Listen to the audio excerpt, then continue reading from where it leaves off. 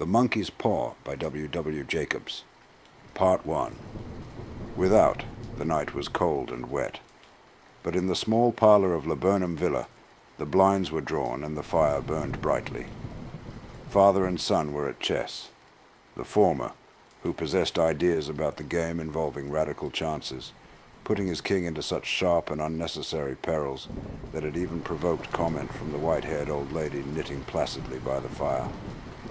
"Hark at the wind," said Mr. White, who, having seen a fatal mistake after it was too late, was amiably desirous of preventing his son from seeing it. "I'm listening," said the latter grimly, surveying the board as he stretched out his hand. "Check." "I should hardly think that he's come tonight," said his father, with his hand poised over the board. "Mate," replied the son. "That's the worst of living so far out," bawled Mr. White with sudden and unlooked-for violence. "Of all the beastly, slushy, out-of-the-way places to live in, this is the worst. Path's a bog, and the road's a torrent. I don't know what people are thinking about. I suppose because only 2 houses in the road are let, they think it doesn't matter." "Never mind, dear," said his wife soothingly. "Perhaps you'll win the next one." Mr. White looked up sharply, just in time to intercept a knowing glance between mother and son. The words died away on his lips, and he hid a guilty grin in his thin grey beard. "There he is," said Herbert White, as the gate banged to loudly and heavy footsteps came toward the door. The old man rose with hospitable haste, and opening the door, was heard condoling with the new arrival. The new arrival also condoled with himself, so that Mrs. White said, "Tut, tut!" and coughed gently as her husband entered the room, followed by a tall, burly man, beady of eye and rubicund of visage. "Sergeant Major Morris," he said, introducing him. The sergeant major took hands, and taking the proffered seat by the fire, watched contentedly as his host got out whiskey in tumblers and stood a small copper kettle on the fire. At the 3rd glass, his eyes got brighter, and he began to talk, the little family circle regarding with eager interest this visitor from distant parts, as he squared his broad shoulders in the chair and spoke of wild scenes and doughty deeds, of wars and plagues and strange peoples. 21 years of it," said Mr. White, nodding at his wife and son. "When he went away, he was a slip of a youth in the warehouse. Now look at him." "He don't look to have taken much harm," said Mrs. White politely. "I'd like to go to India myself," said the old man. "Just to look around a bit, you know." "Better where you are," said the sergeant major, shaking his head. He put down the empty glass and, signing softly, shook it again. "I should like to see those old temples and fakirs and jugglers," said the old man. "What was that you started telling me the other day about a monkey's paw or something, Morris?" "Nothing," said the soldier hastily. "Leastways, nothing worth hearing." "Monkey's paw," said Mrs. White curiously. "Well, it's just a bit of what you might call magic, perhaps," said the sergeant major off-handedly. His 3 listeners leaned forward eagerly. The visitor absent-mindedly put his empty glass to his lips, and then set it down again. His host filled it for him again. "To look at," said the sergeant major, fumbling in his pocket. "It's just an ordinary little paw, dried to a mummy." He took something out of his pocket and proffered it. Mrs. White drew back with a grimace, but her son, taking it, examined it curiously. "And what is there special about it?" inquired Mr. White as he took it from his son, and having examined it, placed it upon the table. "It had a spell put on it by an old fakir," said the sergeant major, "a very holy man. He wanted to show that fate ruled people's lives, and that those who interfered with it did so to their sorrow. He put a spell on it so that 3 separate men could each have 3 wishes from it. His manners were so impressive that his hearers were conscious that their light laughter had jarred somewhat. "Well, why don't you have 3, sir?" said Herbert White cleverly. The soldier regarded him the way that middle age is wont to regard presumptuous youth. "I have," he said quietly, and his blotchy face whitened. "And did you really have the 3 wishes granted?" asked Mrs. White. "I did," said the sergeant major, and his glass tapped against his strong teeth. "And has anybody else wished?" persisted the old lady. "The first man had his 3 wishes. Yes," was the reply. "I don't know what the first 2 were, but the third was for death. That's how I got the paw." His tones were so grave that a hush fell upon the group. "If you've had your 3 wishes, it's no good to you now, then, Morris," said the old man at last. "What do you keep it for?" The soldier shook his head. "Fancy, I suppose," he said slowly. "I did have some idea of selling it, but I don't think I will. It has caused me enough mischief already. Besides, people won't buy. They think it's a fairy tale, some of them, and those who do think anything of it want to try it first and pay me afterward. If you could have another 3 wishes," said the old man, eyeing him keenly, "would you have them?" "I don't know," said the other. "I don't know." He took the paw, and dangling it between his forefinger and thumb, suddenly threw it upon the fire. White, with a slight cry, stooped down and snatched it off. "Better let it burn," said the soldier solemnly. "If you don't want it, Morris," said the other, "give it to me." "I won't," said his friend doggedly. "I threw it on the fire. If you keep it, don't blame me for what happens. Pitch it on the fire like a sensible man." The other shook his head and examined his possession closely. "How do you do it?" he inquired. "Hold it up in your right hand, and wish aloud," said the sergeant major. "But I warn you of the consequences." "Sounds like the Arabian Nights," said Mrs. White, as she rose and began to set the supper. "Don't you think you might wish for 4 pairs of hands for me?" Her husband drew the talisman from his pocket, and all 3 burst into laughter as the sergeant major, with a look of alarm on his face, caught him by the arm.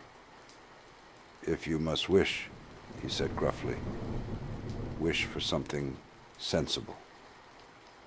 Mr. White dropped it back in his pocket, and placing chairs, motioned his friend to the table.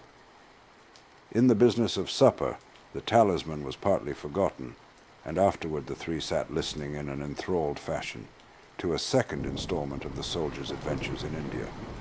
"If the tale about the monkey's paw is not more truthful than those he has been telling us," said Herbert, as the door closed behind their guest just in time to catch the last train, "we shan't make much out of it."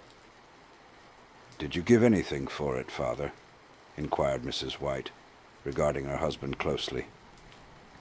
"A trifle," said he, coloring slightly. "He didn't want it, but I made him take it, and he pressed me again to throw it away." "Likely," said Herbert with pretended horror. "Why, we're going to be rich, and famous, and happy. Wish to be an emperor, father, to begin with. Then you can't be henpecked." He darted around the table, pursued by the maligned Mrs. White, armed with an antimacassar. Mr. White took the paw from his pocket and eyed it dubiously. "I don't know what to wish for, and that's a fact," he said slowly. "It seems to me I've got all I want." "If you only cleared the house, you'd be quite happy, wouldn't you?" said Herbert, with his hand on his shoulder. "Well, wish for £200 then. That'll just do it." His father, smiling shamefacedly at his own credulity, held up the talisman, as his son, with a solemn face, somewhat marred by a wink at his mother, sat down and struck a few impressive chords. "I wish for £200, said the old man distinctly. A fine crash from the piano greeted his words, interrupted by a shuddering cry from the old man. His wife and son ran toward him. "It moved," he cried, with a glance of disgust at the object as it lay on the floor. "As I wished, it twisted in my hand like a snake." "Well, I don't see the money," said his son, as he picked it up and placed it on the table, "and I bet I never shall. It must have been your fancy, father." said his wife, regarding him anxiously. He shook his head. Never mind, though. There's no harm done, but it gave me a shock all the same. They sat down by the fire again, while the two men finished their pipes. Outside, the wind was higher than ever, and the old man started nervously at the sound of a door banging upstairs. A silence unusual and depressing settled on all three, which lasted until the old couple rose to retire for the rest of the night. "I expect you'll find the cash tied up in a big bag in the middle of your bed," said Herbert, as he bade them good night, "and something horrible squatting on top of your wardrobe watching you as you pocket your ill-gotten gains." He sat alone in the darkness, gazing at the dying fire and seeing faces in it. The last was so horrible and so simian that he gazed at it in amazement. It got so vivid that, with a little uneasy laugh, he felt on the table for a glass containing a little water to throw over it. His hand grasped the monkey's paw, and with a little shiver he wiped his hand on his coat and went up to bed. Part 2. In the brightness of the wintry sun next morning, as it streamed over the breakfast table, he laughed at his fears. There was an air of prosaic wholesomeness about the room which it had lacked on the previous night, and the dirty, shriveled little paw was pitched on the sideboard with a carelessness which betokened no great belief in its virtues. "I suppose all old soldiers are the same," said Mrs. White. "The idea of our listening to such nonsense. How could wishes be granted in these days? And if they could, how could £200 hurt you, father?" "Might drop on his head from the sky," said the frivolous Herbert. "Morris said the things happened so naturally," said his father, "that you might, if you so wished, attribute it to coincidence." "Well, don't break into the money before I come back," said Herbert, as he rose from the table. "I'm afraid it'll turn you into a mean, avaricious man, and we shall have to disown you." His mother laughed, and following him to the door, watched him down the road, and returning to the breakfast table, was very happy at the expense of her husband's credulity, all of which did not prevent her from scurrying to the door at the postman's knock, nor prevent her from referring somewhat shortly to retired sergeant majors of bibulous habits when she found that the post brought a tailor's bill. "Herbert will have some more of his funny remarks, I expect, when he comes home," she said, as they sat at dinner. "I dare say," said Mr. White, pouring himself out some beer. "But for all that, the thing moved in my hand, that I'll swear to." "You thought it did," said the old lady soothingly. "I say it did," replied the other. "There was no thought about it. I had just— What's the matter?" His wife made no reply. She was watching the mysterious movements of a man outside who, peering in an undecided fashion at the house, appeared to be trying to make up his mind to enter. In mental connection with the £200, she noticed that the stranger was well dressed, and wore a silk hat of glossy newness. 3 times he paused at the gate, and then walked on again. The 4th time he stood with his hand upon it, and then with sudden resolution flung it open and walked up the path. Mrs. White at the same moment placed her hands behind her, and hurriedly unfastening the strings of her apron, put that useful article of apparel beneath the cushion of her chair. She brought the stranger, who seemed ill at ease, into the room. He gazed at her furtively, and listened in a preoccupied fashion, as the old lady apologized for the appearance of the room and her husband's coat, a garment which he usually reserved for the garden. She then waited as patiently as her sex would permit for him to broach his business, but he was at first strangely silent. "I was asked to call," he said at last, and stooped and picked a piece of cotton from his trousers. "I come from Moore and Meggins." The old lady started. "Is anything the matter?" she asked breathlessly. "Has anything happened to Herbert? What is it? What is it?" Her husband interposed. There, mother," he said hastily. "Sit down and don't jump to conclusions. You've not brought bad news, I'm sure, sir," and eyed the other wistfully. "I'm sorry," began the visitor. "Is he hurt?" demanded the mother wildly. The visitor bowed in assent. "Badly hurt," he said quietly, "but he is not in any pain." "Oh, thank God," said the old woman, clasping her hands. "Thank God for that. She broke off as the sinister meaning of the assurance dawned on her, and she saw the awful confirmation of her fears in the other's averted face. She caught her breath, and turning to her slower-witted husband, laid her trembling hand on his. There was a long silence. "He was caught in the machinery," said the visitor at length in a low voice. "Caught in the machinery," repeated Mr. White in a dazed fashion. "Yes."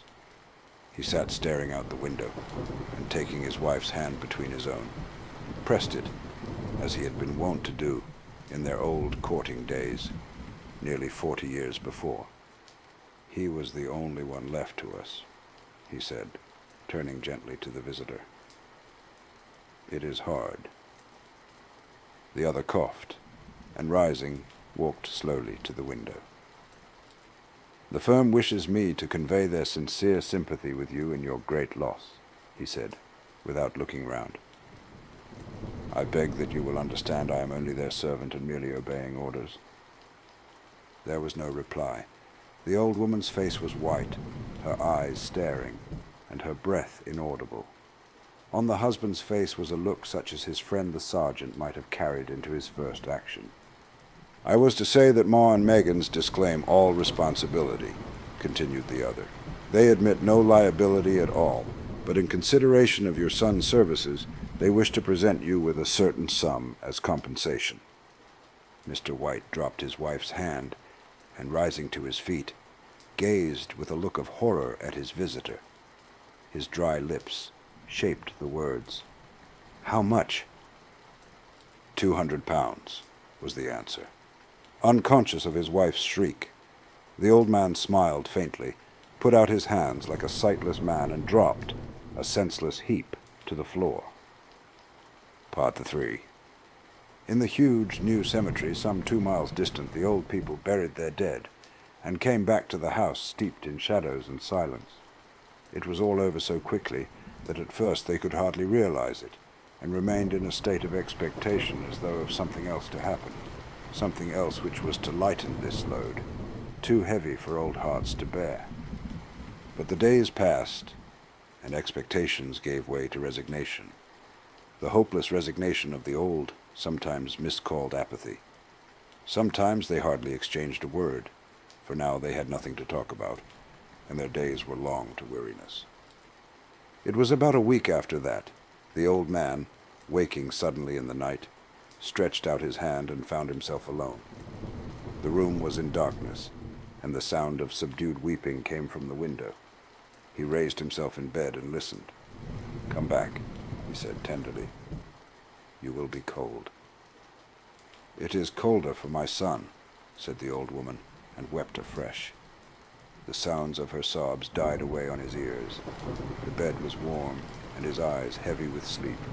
He dozed fitfully, and then slept until a sudden wild cry from his wife awoke him with a start. "The paw!" she cried wildly. "The monkey's paw!" He started up in alarm. "Where? Where is it? What's the matter?" She came stumbling across the room toward him. "I want it," she said quietly. "You've not destroyed it?" "It's in the parlor on the bracket," he replied, marveling. "Why?"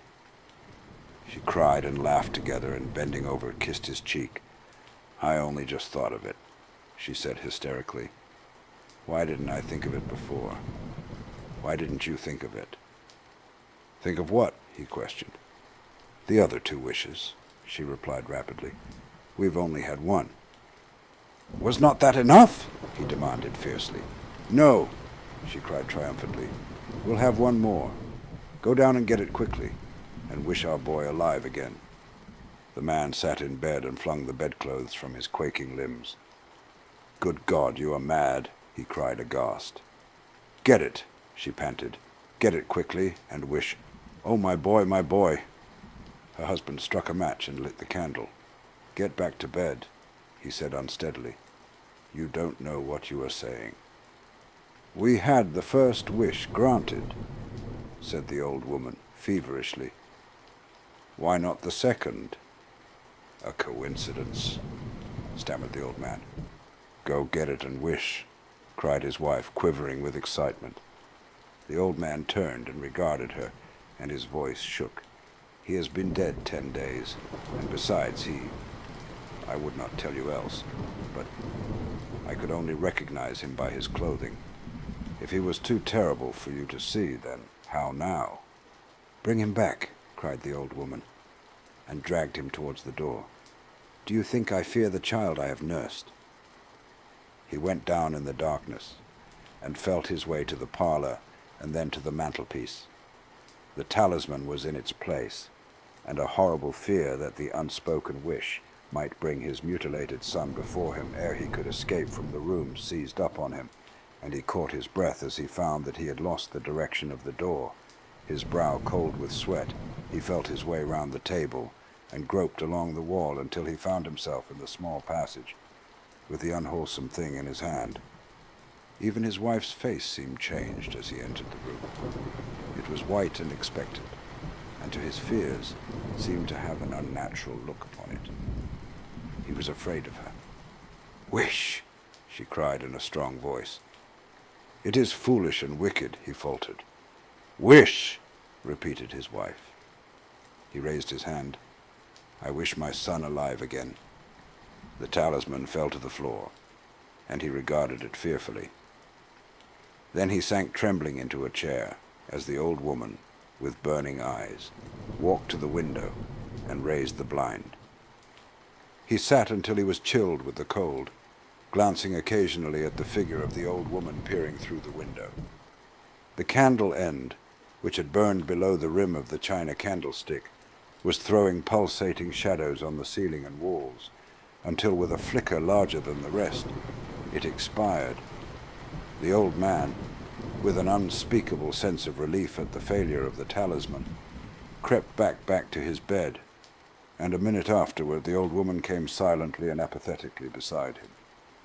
Neither spoke, but sat silently listening to the ticking of the clock. A stair creaked, and a squeaky mouse scurried noisily through the wall. The darkness was oppressive, and after lying for some time screwing up his courage, he took the box of matches, and striking one, went downstairs for a candle. At the foot of the stairs the match went out, and he paused to strike another, and at the same moment a knock, came so quiet and stealthy as to be scarcely audible, sounded on the front door. The matches fell from his hand and spilled in the passage. He stood motionless, his breath suspended until the knock was repeated. Then he turned and fled swiftly back to his room and closed the door behind him. A third knock sounded through the house. "What's that?" cried the old woman, starting up. "A rat," said the old man in shaking tones. "A rat. It passed me on the stairs." His wife sat up in bed listening. A loud knock resounded through the house. "It's Herbert!" She ran to the door, but her husband was before her, and catching her by the arm, held her tightly. "What are you going to do?" he whispered hoarsely. "It's my boy. It's Herbert," she cried, struggling mechanically. "I forgot it was 2 miles away. What are you holding me for? Let go. I must open the door." "For God's sake, don't let it in," cried the old man, trembling. "You're afraid of your own son," she cried, struggling. "Let me go. I'm coming, Herbert. I'm coming." There was another knock, and another. The old woman, with a sudden wrench, broke free and ran from the room. Her husband followed to the landing and called after her appealingly as she hurried downstairs. He heard the chain rattle back and the bolt drawn slowly and stiffly from the socket. Then the old woman's voice, strained and panting. "The bolt!" she cried loudly. "Come down. I can't reach it." But her husband was on his hands and knees, groping wildly on the floor in search of the paw. if only he could find it, before the thing outside got in. A perfect fusillade of knocks reverberated through the house, and he heard the scraping of a chair as his wife put it down in the passage against the door. He heard the creaking of the bolt as it came slowly back, and at the same moment he found the monkey's paw and frantically breathed his third and last wish. The knocking ceased suddenly, although the echoes of it were still in the house. He heard the chair drawn back and the door opened. A cold wind rushed up the staircase, and a long, loud wail of disappointment and misery from his wife gave him the courage to run down to her side, and then to the gate beyond. The street lamp flickering opposite shone on a quiet and deserted road.